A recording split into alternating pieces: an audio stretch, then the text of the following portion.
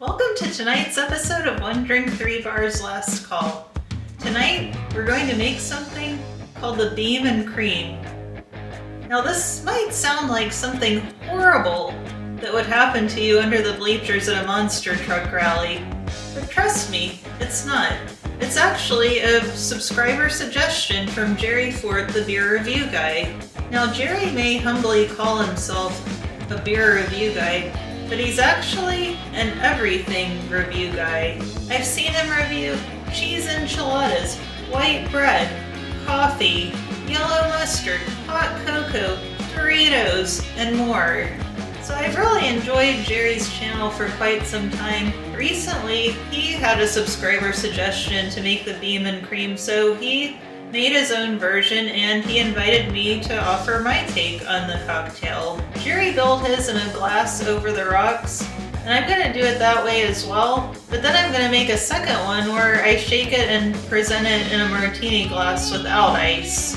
Let's get started with the on the rocks version.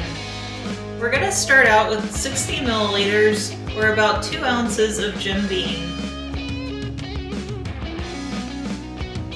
Next, we're going to add about 1/4 ounce of maple syrup. I'm using Runamok maple syrup from Vermont. This is a pure maple syrup and it's smoked with pecan wood, and I think it'll be really great in this. And a lot of you may be saying to yourselves, well, this is looking an awful lot like an old-fashioned. That's what I thought as well. It's really a lot like an old-fashioned with a little cream in it. And I would have never thought to have done that. And I could only find like one recipe online for it. These Aztec chocolate bitters are something I elected to add on my own. It wasn't part of Jerry's recipe, but I thought it might be good in this, so I'm just gonna add a couple dashes of those. Next I'm gonna add some ice and stir everything until it's nice and cold. And typically when your drink is mostly alcohol, the general rule is that you stir it instead of shake it. Alright, I see a nice frost forming on my glass. So next I'm going to add the cream. And I'm just going to use a little bit of heavy whipping cream and I'm going to pour it over the top of the spoon to hope it kind of layers on the top in a nice way. That's probably enough.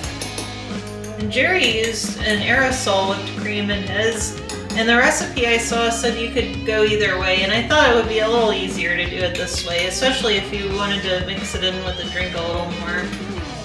And finally, put a little grated nutmeg on the top. And there's our Beam and Cream on the rocks. Next, we're going to make a second Beam and Cream, but we're going to serve it in this chilled martini glass. And we're not going to use any ice in the drink. We're going to shake it with ice until it's really, really cold. So I'm going to start out with the same 2 ounces of Jim Beam, a couple of dashes of chocolate bitters, 1/4 ounce of our maple syrup, and I'm going to add 1.5 ounces of the heavy cream. We're going to put some ice in our tins. We're going to shake this very, very vigorously. Alright, I think that's good. I'm going to strain this into my chilled martini glass. You could also use a coupe, but I don't see these much anymore and I kind of miss them. They're almost like a 90s glass. And that fills it up perfectly. And then for my final touch, instead of using the nutmeg on this one, I'm going to take some of my chocolate bitters and put them in this dropper and make a little design on the top. And I'm just going to pour a little bit in the lid so I can get it into the dropper. Just going to put a few little dots of it around the edge. I'm just going to take this pick and run it through. Pattern. It's a little harder to do it in the cream from this than it is to do it in an egg white cocktail. Alright, so this one's for you, Jerry. Thanks again for the recommendation and the shout out. Now if you like creamy cocktails, You might want to check out this video I made a while back about the White Russian. That does kind of remind me of a White Russian without the coffee flavor in it. I might try to put some coffee liqueur in it next time.